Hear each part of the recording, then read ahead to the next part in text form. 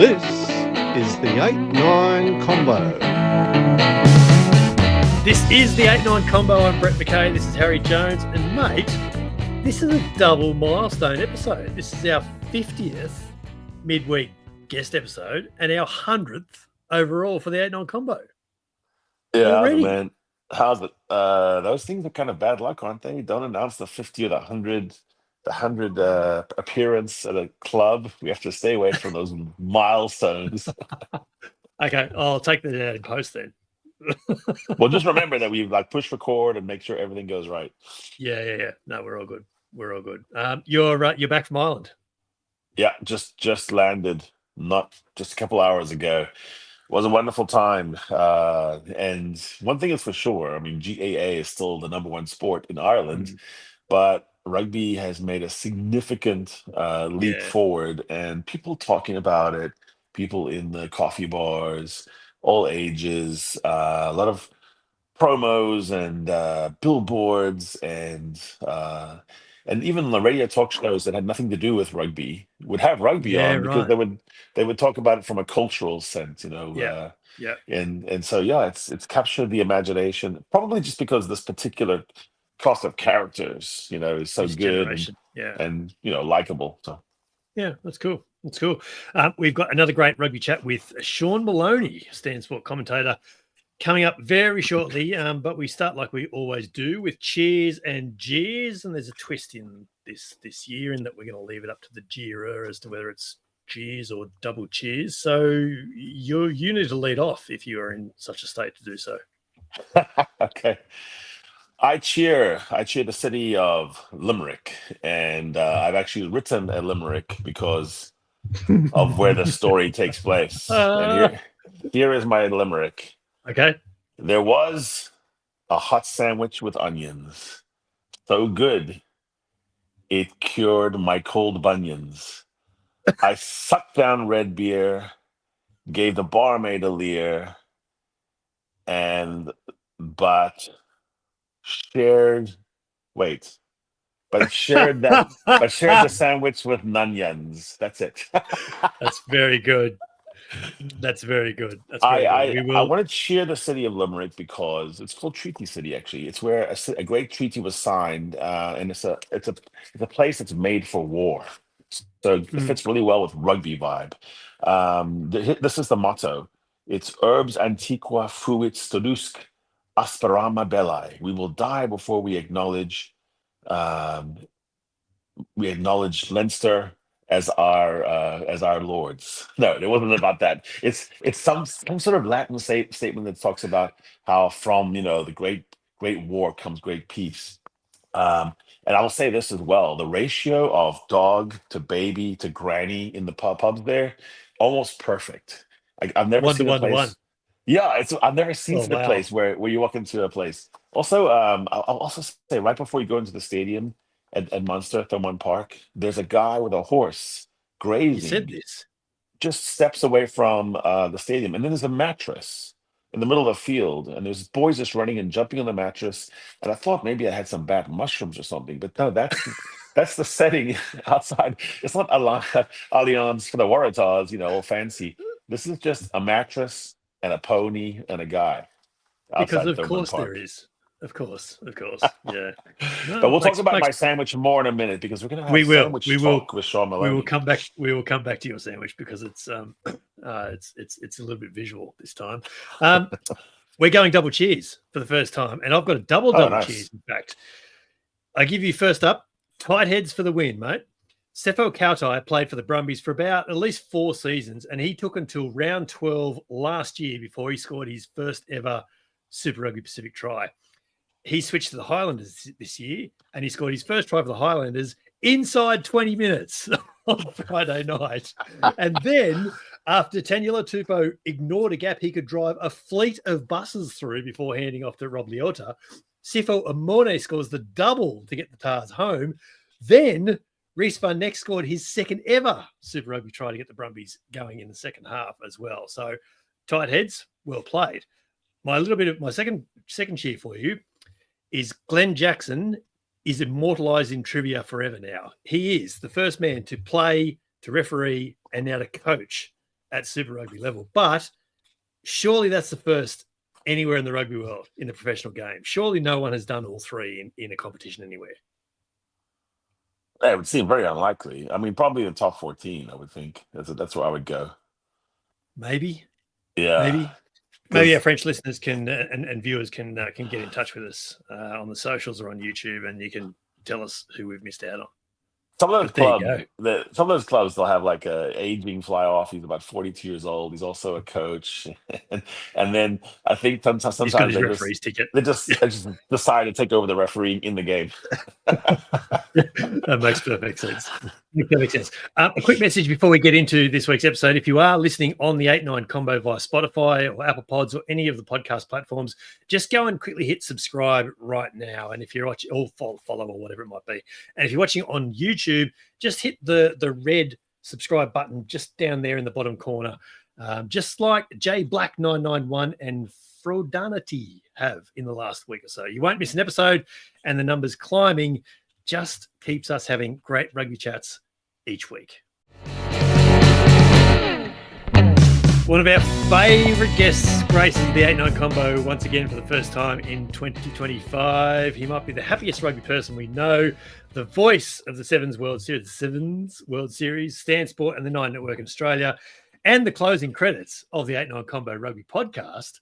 Please welcome back Sean Maloney. Hello, mate. How you doing? Johnny. Just to confirm, Harry, you moments ago said a mattress, a pony, and a guy. Yeah. If that's not the title for this episode, I don't know what is. In fact, 8-9 listeners, I suggest don't put those three words in combination into Google or any search engine ever, because you might not like what you get back. Yeah, I do have video of a little boy running and doing sort of cartwheels and somersaults on the mattress with the pony just skipping by. You sent me a video of the guy and the horse as well, so we can confirm these two things independently. Okay. Well, it's nice to have you back, Harry, and what a great time to be able to join you blokes after the Aussie sides went 3-0 on the weekend. Oh, yeah. What a start to 2025, baby. Good. Yep, but let's start with sandwich talk. Yeah, let's start with sandwich. Let's get into this. This is Harry. Yes. This is Harry Jones' sandwich from the weekend in Ireland. Talk us through this, mate. It's onion, cheese. So Limerick is it like a relish or something? Yeah, Limerick is an old walled city. Everything is old there, and I think even the ingredients are probably pretty old. But there's a river running wild, the Shannon River, and at the end of it, there's a bar called the Treaty City Brewery. I went in there, and it was before the game, and I thought, I'll just tuck into something. I'll drink one of these Invasion IPAs. That was the brand. I have an Invasion IPA in this little place with some old guys. There's a piano on the wall. And I go up to the bar to order my beer, and then I have a menu, and I said, "Oh, I'll take and he goes, "Fella, he'll have whatever Seamus is fucking making." so I said, "Oh, okay, great." So it came, and I had no idea what was on it until I actually broke it apart, started eating it. It had, I think, caramelized onions with Munster cheese, about 3 different layers of each of those. So onions, cheese. And then if you tried to break it apart, which you see in the pictures, it was this delectable goodness, crackling. The bread was buttered, and then it had some crisp on the side. I thought, well, maybe I'll just stuff some crisp in the middle of that and make it crunchy as I'm eating it. And I did that and dipped it into some very, very spicy sauce. I have no idea what was in that either, and that just held me all the way up to the game. Is there like a relish or something in it as well? No, it's just the onions. Okay. The onions are cooked several different ways by Seamus back in the kitchen. But the locals swear by it, and they have one before the game, Seamus, and they have one post-match because everyone goes back to the same bar and talks about the game. Fair. You want to compete with this though, Seanny? One of the best things I've ever eaten, actually. Well, this might be the second best. We're gonna have to get it. This is Seanny's Super Bowl fare. Just looking at that photo over again. So, if 8-9 listeners, we're looking at a couple of snapshots from my Montreal smoked meat from Super Bowl day. We spent 10 days in a brine of Baileys, peppercorns, and a whole bunch of other things that my Canadian wife, Marissa, whipped together. It was then smoked for 6 hours and then finished in a crusade. There aren't too many things that have taken me to the other side, but that got close. I do admire the artistry of the mustard that's just been piped onto the bread, the rye bread. Yeah.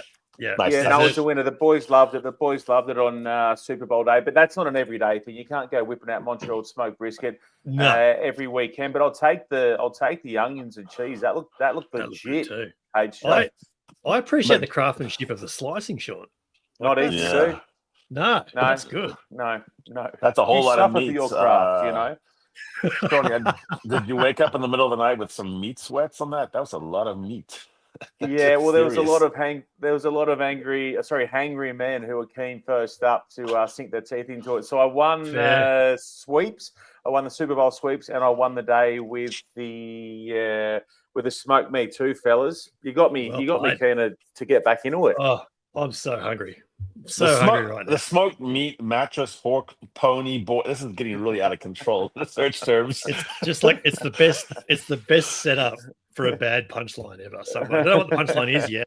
We're setting it up nicely. It has been a great start, surely, to the rugby year, and not just from the rugby. Stan Sport has started particularly well. You've got something on every night of the week, and you've added Matt Burke, Wallaby legend, to it. He's been fantastic. But the favourite thing that stood out to me about the resumption of Between Two Posts this year, you know what it is? You know what I've noticed? Hit me. The mics are plugged in. Yeah, but they don't work. I was prepared to hold on to that. I wasn't going to mention the fact that they're clearly not working and that you've got lapel mics on anyway, but at least you've plugged them in. I like that. That's the level of detail that producer Trav goes to continue the facade of TV. Yeah. They're not plugged in. And I'll tell you what, the great Matt Burke, if his mic was plugged in, there were occasions across the first 2 weeks where I would have unplugged it, because once Berkey gets rolling, he's hard to wind back.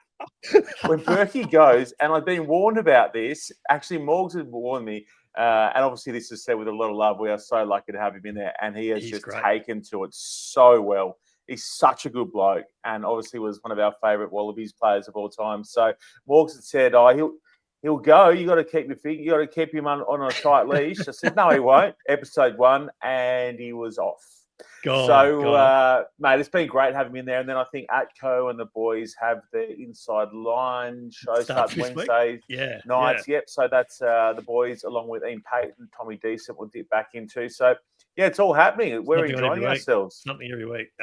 Harry, you probably wouldn't know. Matt Burke's been reading the sport on one of the network news programs for the last 10 or 11 years. And when he was announced to be joining Stan Sport, he said, I'm really looking forward to this. I can actually now give opinions. And what he actually didn't say was, I'm not constrained by auto cue anymore, because clearly he's not. He's just going off. I saw some vision of Matt Burke doing speed reading on teleprompter recently. Yeah, that was yesterday. That was the Stan Sport showcase that they have. So they had Burke in there. He can read a good auto cue, and he's also very, very good sideline. So he's been a terrific introduction to the crew. Fit right in. He's good, very good. He's been great. Australia's great start, mate. Why shouldn't we celebrate the hell out of this? Well, the naysayers will point to the Highlanders not being the number 1 ranked New Zealand side. The naysayers will say Moana, finished 11th or 10th last year. The naysayers will say Fiji. But I say rats to all of that, because as we saw the other night, if you're coached by Jamie Joseph and you're a Highlander, you know how to play footy and you know how to push teams all the way. They were finalists last year. So they're not that easy to beat, right? The Drua over there have never lost to an Aussie side, so that's almost impossible. Brumby's got it done. And Moana are good. Moana are bloody good. They were excellent against the Western Force. So, to answer your question, we should celebrate it. Forget the naysayers. Enjoy the wins when you get them. There's a context to it, certainly, Harry. But yeah, I mean, I actually look back, and Australia hasn't had a clean sweep of the opening round in years and years and years, and that's on account of local derbies being played for the first few rounds for the last couple of years at the very least. So you've got to enjoy these sorts of things, mate. Well, I think you got to take joy in life when things are going well. That's one of the great secrets of life. And Australian rugby, I don't know if we go 2 or 3 years backward, you guys have set the record for melancholy. So it's time. It's time. Spring has come, and I love the call you had there, Seanny, at the end, where Donaldson was running away, streaking away, and you said, "The hero becomes the king," or something like that. It was like, "Oh, Seanny has lost his mind." I love it. No, like it's a wonderful moment because you could see the joy. I think he knew he was going to score about 50 outs. He was just celebrating so happy. Yeah, I mean that boy's been through some wars. Yeah, he has been through some wars. A lot of those guys have done it tough. If you spin it back a couple of years, some of them probably would never want to play again. So to see him get that result late in that fashion as well, boys, I have never seen it. I've seen some things over there, but I've never seen a game hit 26 phases, 4 minutes into injury time, and for the result to go that way. I've never seen it. I don't know if you guys have. I've never, ever seen it. You'd have to go a long way to find a game that finishes in that style.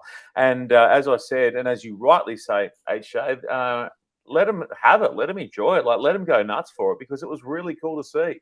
Yeah. What's cool about the way he runs too, Ben Donaldson, is it's like he doesn't bend his legs, but he's very, very quick. But it's like he's running straight legged. I don't know. Which fits the chopsticks mantra that label he's been given. Yeah, choppy. He can move that way. He'd probably be the quickest. We'd be the quickest Aussie number 10 we have, I think, at the moment. Certainly, like his first 20 or 30 meters probably would be. Yeah. We had those little stories come out of camps, and I remember a year ago, someone from Wallaby camp said that he is one of the quickest. Someone said you'd be surprised that Donaldson is almost like a wing. Yeah. Remember how Bowden Barrett used to be like almost Olympic pace over the first 20 meters, and if you didn't get him the first 20 meters, he was gone. Just reminds me of that. He got through that first gap, and then you knew he just needed to get past the tracking scrum half, I think it was, and he was gone. What about Harry Potter? Harry Potter's inside just going, give it to me, give it to me, give it to me. I'm here, mate. I'm here. I'm good to go. I'm good to go. Not today, Harry. Okay. Not today. All right. Good try there. What would have brought down the chopsticks is only like a hamstring pull, like a Brett McKay boundary hamstring that pops. Which would have been about appropriate because he did his ankle and was, we were fearing amputation was going to be required earlier in the game, so it would have been appropriate. Yeah, he was in all sorts. He rolled his ankle quite heavily, so it was good to see him stick at it and get them the win. Yeah. What was the best Australian win of the week? Oh, it's a good question. Brumbies by a mile. I reckon it's Brumbies in Fiji. Yeah, it's Brumbies in Fiji. To do that at full strength would have been impressive. To do it without the 6 Wallabies that they've now named for round 2, 6 debutants as well, that's super impressive. Bernie got away with one. That's great. When you storyboard the season and you say, I'm not going to take my top squad, and then you come away with a win, that's got to be a huge bonus. Yeah. I made the point in the Rugby Pass column this week. There'll be it might not happen in the next few weeks, but there'll be a point in mid-season where they realise they acknowledge to themselves that they are 4 points ahead of budget, all because of that win, and that's huge. That's huge. So the Tars, mate, were really impressive, and showed fight that we probably haven't seen in them for a good while. Yeah, and composure too at the back end. I mean, they lose that game 9 times out of 10 last year. I lost track of how many single-digit losses they had last year in similar fashion, almost identical fashion to the way the Highlanders put it to them at the SFS the other night. They were, in parts, they were really good. Other parts, not so much. There's a lot of room for them to move. Their ceiling is a long way off at the moment. Once they hit it, they'll be tough to turn. Geez, I was happy or impressed with the way Jorgensen played the other night alongside some of those other blokes who were new to it. Leota and Tupou, I thought, were also both really Leota good. Was particularly Jorgo Jr., he was outstanding. Yeah, Kellaway at the back too was really good. I think we mentioned that, Harry, on in the post-mortem on the weekend as well. What was your biggest surprise / relief about the Waratahs, mate? Biggest surprise / relief. Well, I think we all knew that it was going to be. Here we go. We all knew it was going to be a tight contest. So the relief was that they found a way to get a win, because we know, you both know, everyone who listens to this podcast knows, if they lose that game the other night with all the hype, all the build-up, the clean air running at the start of the year, if they drop that in the same way that they did a couple of years back against the Brumbies, it is the free fall is catastrophic. You can't get the people back to watch them. We saw it. The proof is in the pudding. It's happened before. So there was a huge sense of relief on that side of things, that now the 16,000 that were there that were really vocal, they're into it. A lot of kids, they go, hey, mum, hey, dad, next Friday, Drua, we're going again. Yeah, absolutely. And they'll tell, can I take, what's his name from down the road? The Dare McKellar fingerprints, Harry, were very evident. There's a very different set piece platform to the Waratahs this year. Yeah, he's a structured guy, and he likes things. He likes to script 3 or 4 phases in a row. Leicester Tigers players would say that they'd come out with a plan, starter plays, and where they're approaching rucks. But I suppose this story of this season is going to rest a lot on how he does attack play and how he harnesses Joseph Akoso Suali'i. And of course, you're going to have a lot of practice saying that name, Joseph Akoso Suali'i. So I was thinking, what do you think, guys? Who out of Joseph Akoso Suali'i or Sasha Feinberg Ngomazulu are you think is more likely to be the player of the World Cup in 2027? And then I want to talk about their names and the alacrity with which Seanny pronounces these names now. Okay, well, obviously front loaded or back-ended hyphen. Yeah, well, obviously we're going to go with the Aussie, aren't we, Brett McKay? Like, we're going to take Big Joe every day of the week. Of course we are. Yeah. Sasha. What about Radumanavuki Neepkins? That's a tongue twister as well. That's a good one. Yeah. That's a tricky one. Who else can you think that has long, multiple syllabled double banger? The Highlanders at one point last year named 4 players on their bench with hyphenated names. Like, it was, I love them. Almost getting out of control. Okay, so here's the game I want to play with you, Seanny. We're gonna you say Sasha's name and Joseph's name, then Brett, you're gonna time it. Because I have a theory, even though Joseph's name is shorter, I think it's harder to say quickly than Sasha's name, which once you've mastered, it just rolls off the tongue. Yeah. So, can you just give us the freaky Springboks pronunciation one more time? Okay. So it's Sasha. HA? So it's Sasha. We got that part. Feinberg, easy. Yep. Ngomazulu. Okay. Sasha Okay, we'll start with him. I'll count you down, Harry. I'll count you down, Seanny. So we're doing time. Am I timing both? We'll go to South African first. Yeah. Okay. All right. Kicking off in 3, 2, 1, go. Sasha Feinberg Ngomazulu. So clear. Perfect. Okay. Go. 3.7. 3.7. That's so precise. And then you let us know, and I've got the other guy absolutely on lockdown. 3, 2, 1, go. Joseph Akoso Suali'i. Oh, that Suali'i takes a long time to say, though. I can't remember what the early time was. So that was 3.83 seconds. What was the other one? Quicker with the Bok. Sasha was quicker, yeah. And I think it's all those different vowels in the last name. Yeah, that's it. Yeah, I think I think Sasha's are shorter 2 syllables than Joseph. That's very precise. That's my theory. I'll tell you what, fellas. Though I had a long chat today to Mwanale Ua, who looks after a lot of the Pacifica guys and the cultural stuff in at RA now, formerly with the Rebels, still does stuff with Rupa.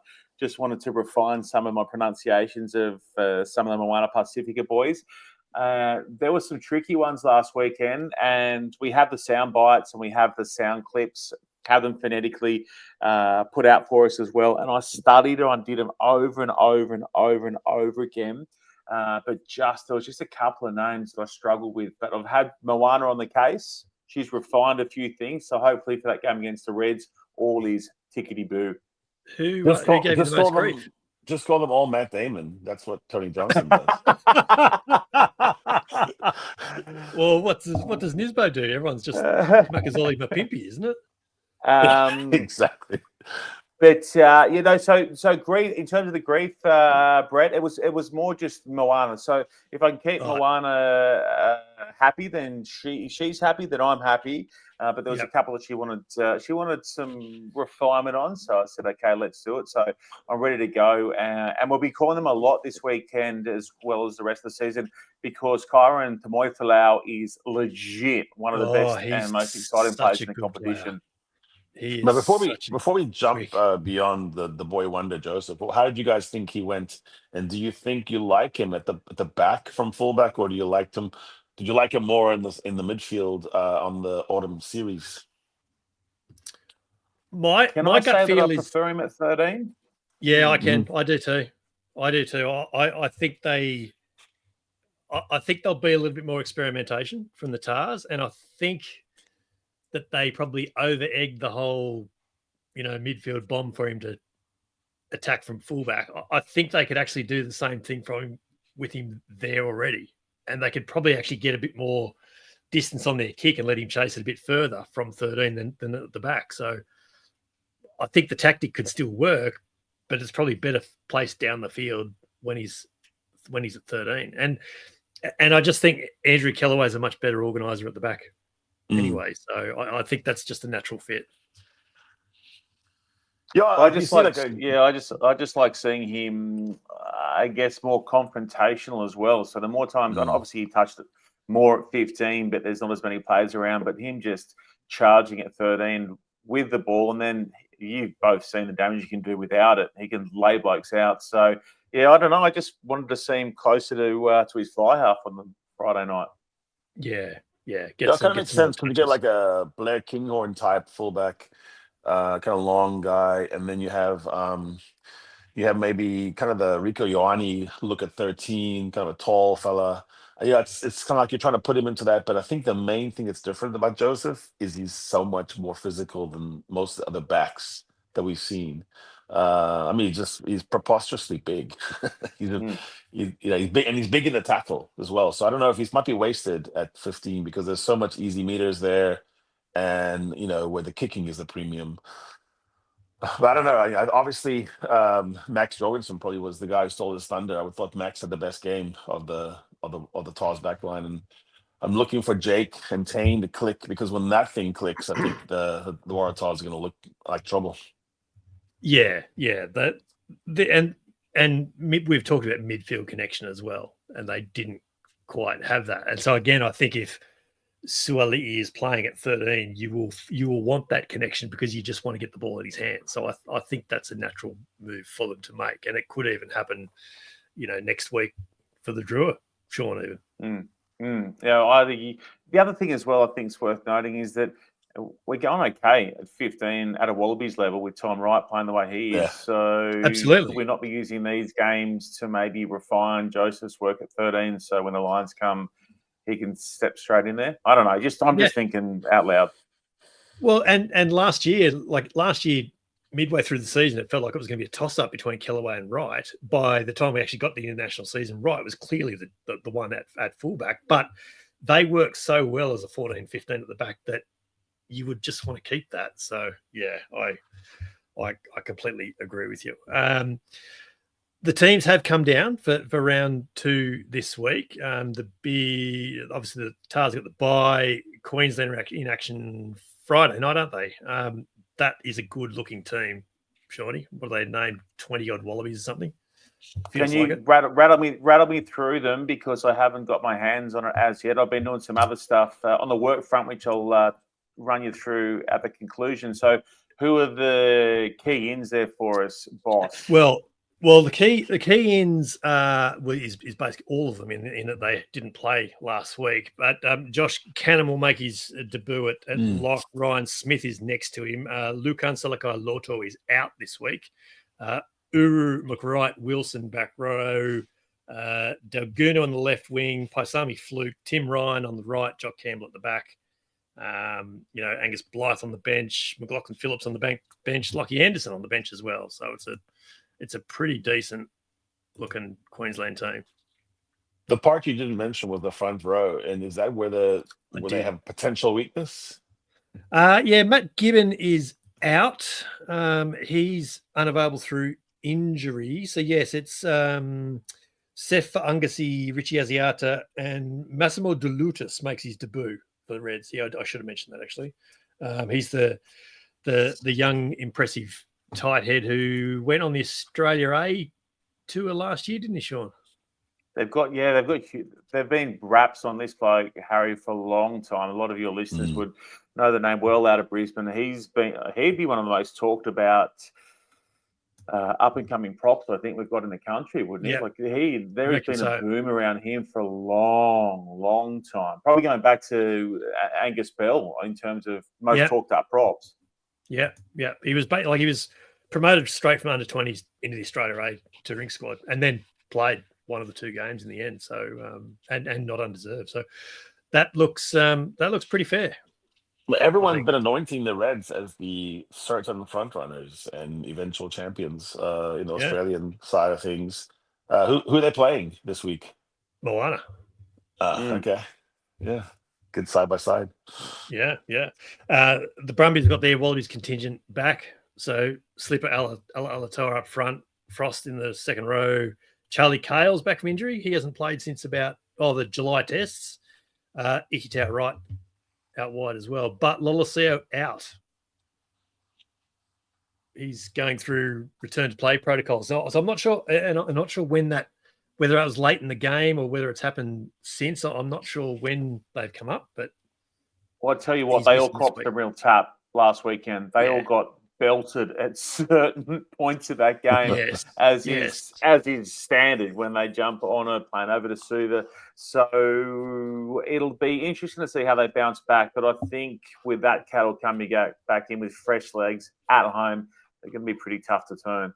Yeah, I think so.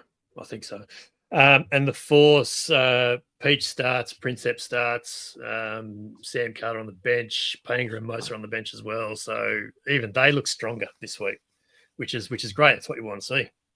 Kind of brings up that funny article in the Roar this week by Ben.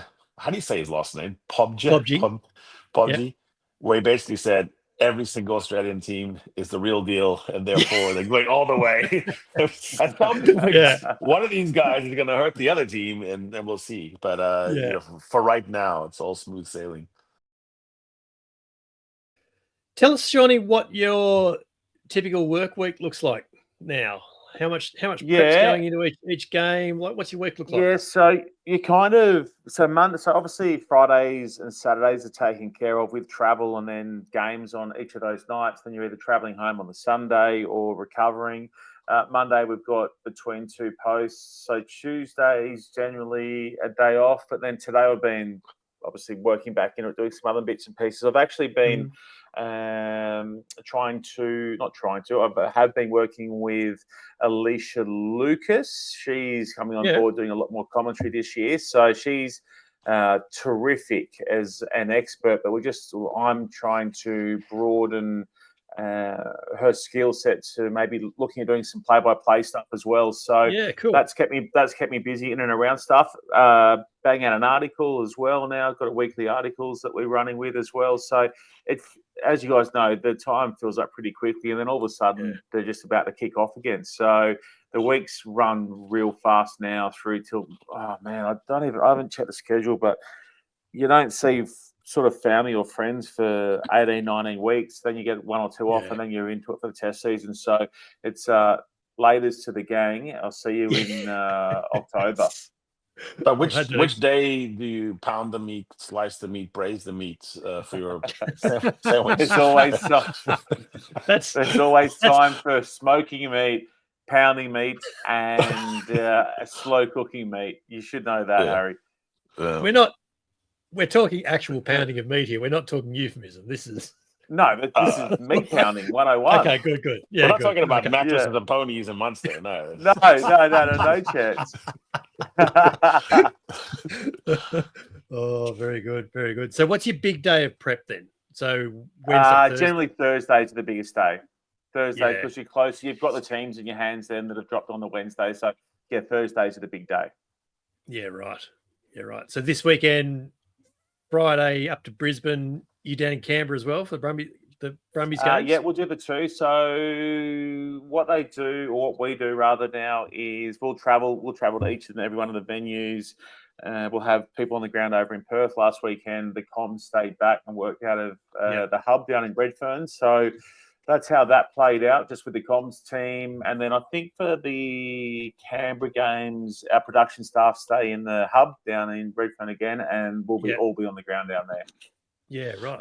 So I was surprised when I was in Ireland, Seanny, I saw Bernard Jackman, who's obviously on the highest levels of telly over there doing commentary, but also saw him at a schools game, a high school match in Donnybrook between St. Michael's and Blackrock. And I was wondering, do you get to do some of those kind of things? Because I got to tell you, Birch said it was the most fun he had in ages to do these quarterfinals, semifinals, Donnybrook. Yeah, so I guess our equivalent, so we don't cover schools here, but shoot shield stuff, like I've dropped it back and done heaps of shoot shield stuff since Stan took over, and had been calling shoot shield for RA before Stan got the rights anyway. So always happy to bounce down and get around at that level. We'll all do Super W when it pops up. Like, there's no hard and fast. You're just on deck for anyone and everything, basically.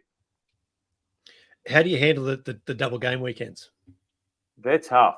They're tough, mate. Normally on a Sunday, like, I'm absolutely cooked, because you're trying to, I mean, it gets such an irony to wanting more tries to be scored in each of these games, which is what people at home want, but then finding different ways to describe tries being scored, so you're not doubling up or duplicating your shots. Yeah.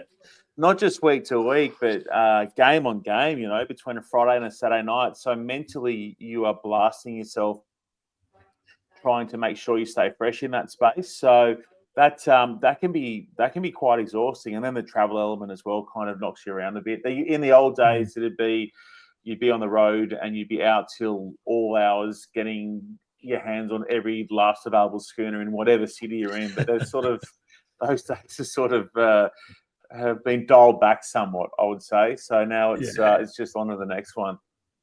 So you just carry around a book with you that it's called Muscular Verbs, and you just use different ways of describing thrusting through the line. I like that. Muscular verbs. That's good chat.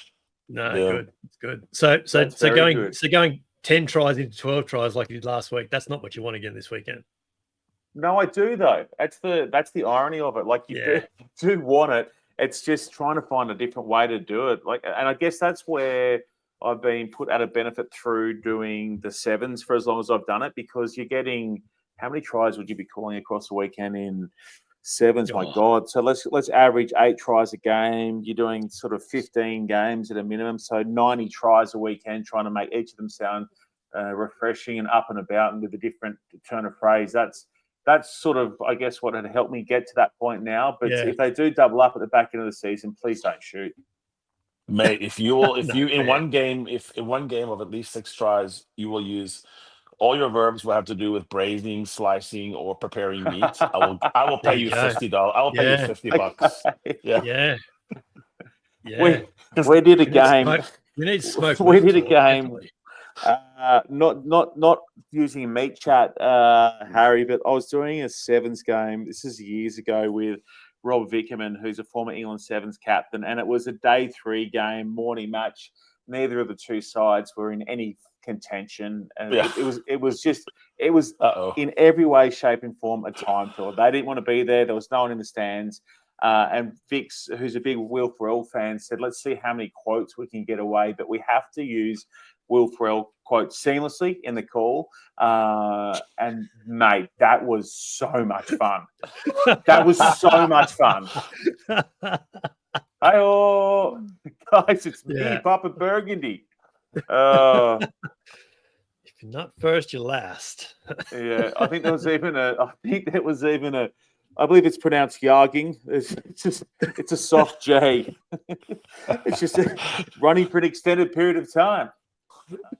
So yeah, I'll see how I go with the meat, but the forel's already been done. No, fair. Brilliant. No, it's good times. It's good times. It's just like what sort of difference does a really good opening weekend make for you guys? Like not just production coming into it, but your promos are easy to do. Your promoting upcoming games are easy to do. There's just a different vibe around your viewership. Your viewership would be up, in fact. It's just going back to what we all agreed on at the start of our chat, the Savo, is that there's automatically, with a win, with the Waratahs, there's automatically momentum and energy. And it's irrefutable because, other states might crack the shits and go, Tars get this, Tars get that. But the reality is, you can't argue the numbers. It's irrefutable. The most people in the country, the highest concentration of viewership and eyeballs is in New South Wales, just through size of the state. Then it's Queensland, then it's Victoria, then it's WA, right? So you can't argue it. So when they win, automatically there's a lift. And the Reds will play well again this Friday night, so we'll get lift on lift. And then, as you say, mate, the people are up and about. Oh, they're okay, these guys. And off the back of last year, off the back of that spring tour, it had such an impact. We sort of already had a little bit of juice going, and now it's starting to flow real nice. Yeah. And it builds towards the greatest thing in all of sport, which is rivalries. So you want your team, you kind of, in a perfect world, the Reds and the Waratahs would keep building and then clash. That's what everyone wants. Yeah, I remember Robbie Deans took back, and they go, "We're going to smack you like you're not giving us." That's good. Yeah, you know what I mean. Yes. They come out and they built one of the two of them. It's great. Yeah. I remember talking to Robbie Deans a long time ago when he was still Wallabies coach at that point, and he said the day, the season that the Lions and the Blues and the Waratahs all click at the same time, like so that the biggest cities, the biggest markets in the three countries at the time, when they are all humming, the competition will be unrivaled in the world, because just the everything, the momentum, the anticipation, the expectation around it will just take Super Rugby to another level. Now, of course, that's not going to happen, but the point still remains. The Blues are clearly the best team in New Zealand now. The sooner the Waratahs can get back to the top of the pile in Australia, the better off the game is going to be, whether we like it or not. That's just Can I do a replacement cheers or a reserve cheers, which is to the social media for the Blues, who portrayed the standings of the season. Yes. The Blues right now on the bottom, and he just flipped it around upside down and posted it. Season looking good. You can only do that when you're the team like the Blues, because you're not going to stay at the bottom. It wouldn't be that funny if you were posting it. Hey, Harry, there was another one which was so good the other day. All the social media accounts across all the teams and the governing bodies has been terrific around Super Rugby. And there was one of the two semi-trailers entering a roundabout. The Blues were in front, and then the Chiefs are behind, and the Blues go around the roundabout the right way, but the Chiefs hang a right-hand turn and zoom around in front of them and take off. It's just perfection. And there's been so much of it the last few weeks. It's good. Yeah. That's also really good to have an early season revenge match from the prior grand final. Absolutely. NFL always manages to do that early on. So the Chiefs against the Eagles early on, and it's like, so pent up, Well, and so this weekend it's Chiefs Crusaders, and the Crusaders beat the Chiefs last year. Oh no, beg pardon, I've done that wrong. But there's a good little rivalry there. All of a sudden, the Crusaders are probably a few steps ahead of what a lot of people, myself included, thought they're going to be. And the Chiefs, everyone will be saying to the Chiefs, well, let's make sure the last week wasn't a one-off. So there's anticipation around every game. It's great. No, it's all good fun. And I really like it when the teams that are supposed, like the age-old teams, the Crusaders, become good again. Because quite frankly, even though it was kind of fun, schadenfreude to watch them fail, I didn't want that to go on too long. It was kind of a bad plot line. I'm happy for that to go another season or two. I want the villains of the South Island to reemerge. I don't mind. I don't mind if the Crusaders have another lean year. Honestly, I think that's a bad thing. How much of the Six Nations have you been able to see, mate? Before we let you go, all of it. Yeah, it's been great. Oh my God, how good was that France England game? Oof. Yeah. Yeah. And All of it had us everything. are- It had everything you'd ever want. I was in London, and a guy who has never seen a rugby match. He's doing a study abroad thing from Boston, and so I just said, "Hey, what you been doing?" So I went to this Six Nations thing. I go, "Which one?" He goes, "The England against the French." And I go, "Oh, you picked the best possible Yes. the first Yes. rugby match of your life." And he said, "Yeah, it was one of the best sporting events he's ever been to." That's a guy who's never watched the game. And as Russell pointed out, not a high ball and play time, but gripping every moment. Yeah. You could tell both teams, cared so much about it. And what's interesting about the pressure game inside the Six Nations, because the six coaches are such a pressure cooker. Fabien Galtier, the first one to crack now, he's naming a 7-1 bench. He's benching Damien Penaud. You can tell that loss really rocked him. Yeah. Yeah. And that's gonna be a massive risk too. Like he only needs to Italy lose. is no joke. If you mess No. around Italy playing in Italy, as Seanny knows, you can come back with a black eye. And nowadays, well, a year ago, Italy had a kick to win, and it fell off the tee. Yeah. That's Yeah. how close they Yeah. were a year ago. Yeah. But if he loses 10, 12, a 10 or a 12 or 13, he's in a world of trouble.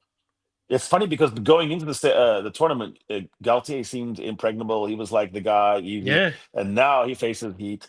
The Calcutta Cup, Shawnee, I would almost call Tooney is the Calcutta coach. I mean, he's just living off the Calcutta Cup. Every year they kind of disappoint, but they beat England, so it's okay. This time around, Yeah. if England Yeah. wins, then Borthwick's in plum position. They could be in the final weekend, be in contention. Yeah, it's crazy. It's crazy. I'm already looking ahead to Ireland, France. I reckon France will. That decides. It's going to be so good.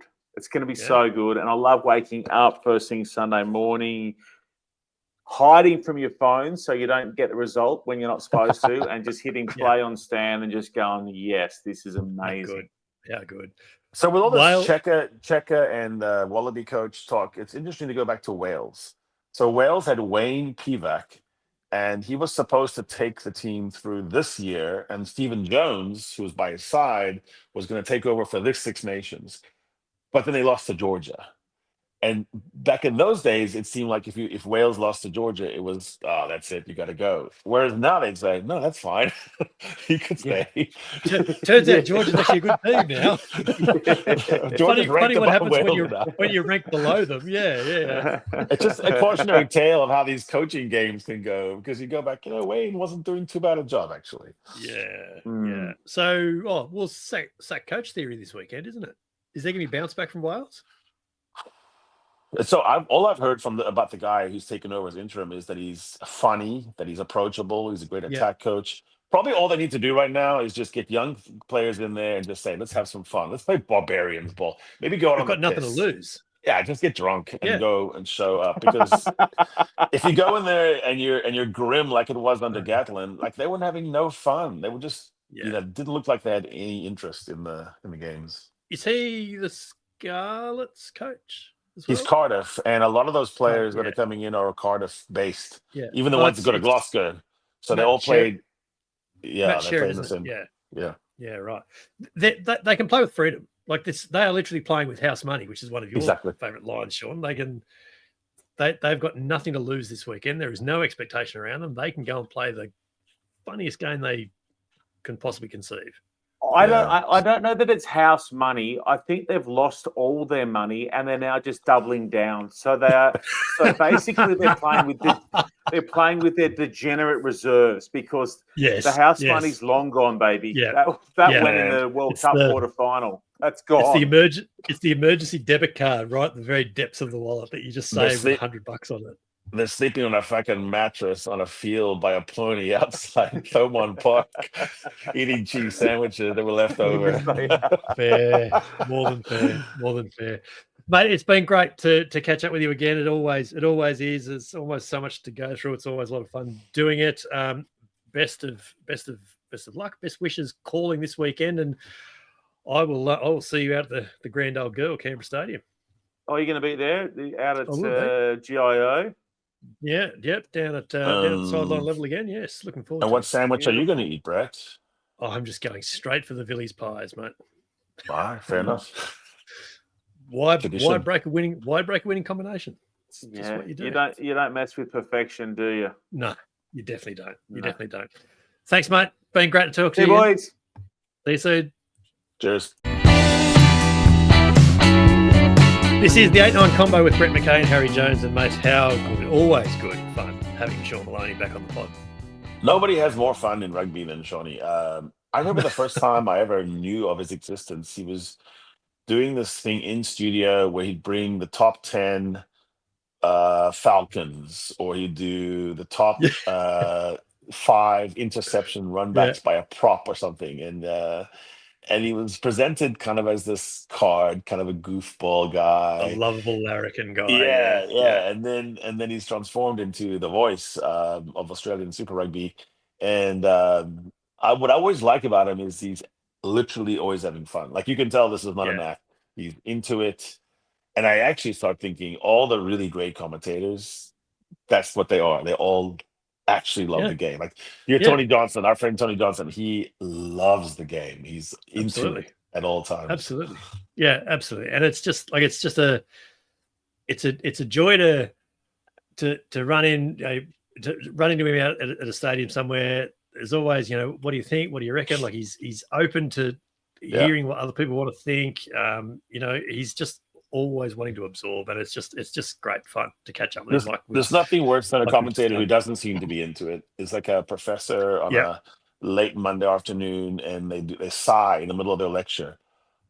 Like, if you don't want to be here, I don't want to be here. Yes, absolutely. And he's given us a pod title as well, so we can't fault him for that as well. So you'll have noticed by now that the guest program has moved to midweek, and we're now kicking off the rugby week with the weekend post-mortem, looking back at all the big games and the big results each weekend. That's out late Sunday, early Monday, depending on where you are in the rugby world and when we record it as well. This weekend, it will follow Six Nations action. So we launch straight into games of the week, mate. And, I mean, there's probably an argument for all 3 of the games to be games of the week this week. Wales, Ireland in Cardiff on Saturday, followed by England, Scotland at Twickenham, Italy, France in Rome on Sunday. 3 really, really interesting games. Sure. The one that's got the big giant circle around it, though, is the Calcutta Cup, which Scotland has owned for a while. And if England has any designs on staying alive, they're losing bonus points against Ireland, looms large now. If England wins out, which requires them to win the Calcutta Cup and then sail through the rest, Ireland cannot afford any slip-ups. This thing gets very, very tight. If, for example, if next week the French take them, so England knows their brief. Even England knows exactly what they have to do, which is win at home against Scotland, the old enemy, bring the Calcutta Cup back, and restore faith.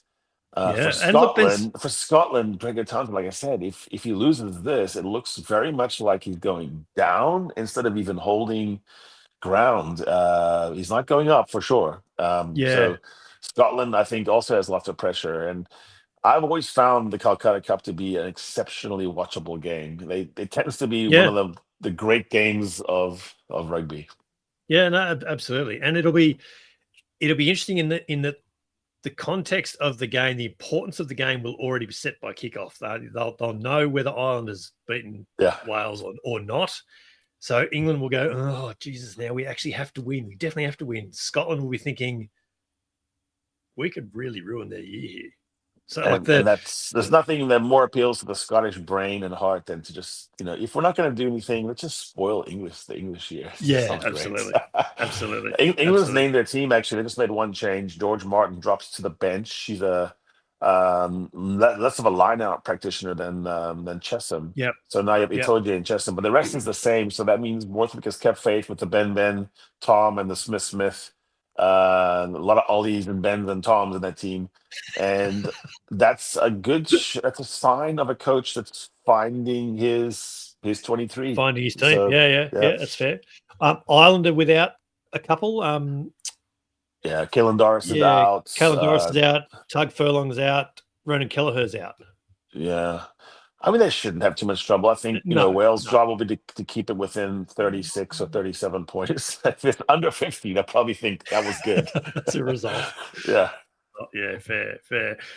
Super Rugby round 2 is, as we sort of touched on with Seanny, we probably don't need to go through this too much.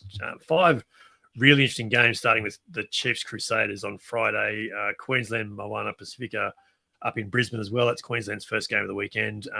And then on Saturday, Hurricanes Drua up at Napier. Highlanders Blues will be really, really interesting just to see what sort of reaction we get from the Blues. And then the Brumbies Force in Canberra on Saturday night. The pick there is the Chiefs Crusaders on the Friday night, and with a notable mention to the Brumbies Force to follow. I think that'll actually be a really interesting game with both teams coming up. Agree. Really wins. Yeah. In the URC, there's a remnant round 9 game. The Bulls taking on the Lions. We've talked a few times about these remnant South African derbies that are just sort of littered in through the rest of the year. Bulls got touched up last week, so reaction again? This is called the Yukskai Derby, and it's named for the terrible river, the Yukskai, and it separates Pretoria and Johannesburg. Don't ever touch it; you'll get toxic diseases. But Jesus. The Bulls had these 2 games in hand for the longest time. Now they have 1 game in hand. Yeah. And they kept saying, "Yeah, we're fine. We're right there because we have 2 games in hand." And then they squandered the one against the Sharks. They didn't even come away with a losing bonus point, and the Sharks were down to 12 men at one point. Yeah. So that's a calamity. The Bulls are struggling in one area. They're winning all the stat games. They are controlling games, but they're terrible at 10. Losing on so the scoreboard. Yeah, right. They lost Chris Smith. They have had out of form Johan Goosen, and then they have Boeta Chamberlain, whose name tries to unite Pretoria and say Durban. Chamberlain and Boeta, but they're getting nothing out of that. Jaco van der Westhuizen came from Scotland, and he's been kind of a bust. They're just getting nothing from the 10 position, which brings up this. It's the same thing that Australia's searching for is for a 10 to take control of a game means so much. And so your old friend Spiders LaRue is now playing 10. Look out. Could do anything there. Anything could happen. The Bulls could go on a run and win everything from here. He could throw 5 interceptions or 5 try assists. Yeah. And not be tackled at all.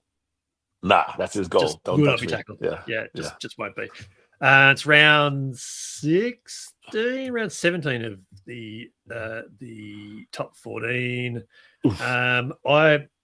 Two stood stand out to me there: Toulouse-Bayonne on Saturday and Bordeaux-Clermont on Sunday. Toulouse-Bayonne is 1v4. Bordeaux-Clermont is 3v5, I think. You said last week always Toulouse, but I feel like you might actually like that Bordeaux game. I do, but I'm watching Bayonne pretty closely too. So I'll stick with the Toulouse game, not so much from Toulouse, but from Bayonne, because I think Bayonne is sort of the story of the season in top 14. They keep rising, they're getting a little bit better. They don't have as many internationals that they shed, so in some ways they're more constant. That's the one I think I'll take a look at. Yeah. No, it looks like it's an interesting game. There's one obvious standout in the Japan Rugby League 1 this weekend. That is Kubota Spears v Shizuoka Blue Revs in Tokyo on Saturday. That's the second game from the top of that list there. Otherwise, most of the other games are sort of top teams against bottom teams or relegation type games as well. So that one's Kubota v Shizuoka. I'm pretty sure that's the team formerly known as Yamaha. That is 3rd v 4th. And in fact, the winner of that can maintain connection with Toshiba and Panasonic at the top as well. So it's actually a fairly important game for both those teams. So I think that's a fairly obvious game of the week there in Japan. And in the States, to round us out, there's only 4 games this weekend. Anthem RC in San Diego on Saturday. Chicago Hounds, Utah Warriors as well, followed by Anthem RC San Diego game is on Friday, and the other 3 are on Sunday. Miami Sharks, Nola Gold, and RFC LA and the Houston Sabercats. What's your pick there?